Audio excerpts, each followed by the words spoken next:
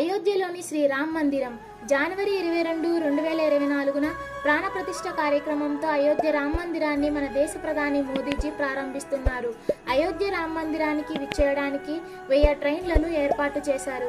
మహర్షి వాల్మీకి అంతర్జాతీయ విమానాశ్రయం అయోధ్య దమ్ను 30 డిసెంబర్ 2023న ప్రధాని మోదీజీ ప్రారంభించారు.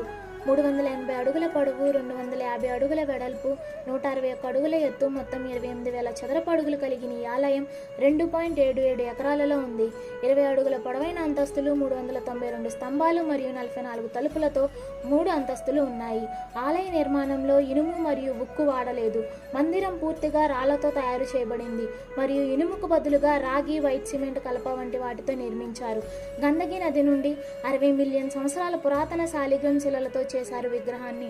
2100 కిలోల బరువున్న అష్టధాతువులతో చేసిన గంట 15 కిలోమీటర్ల వరకు వినబడుతుంది.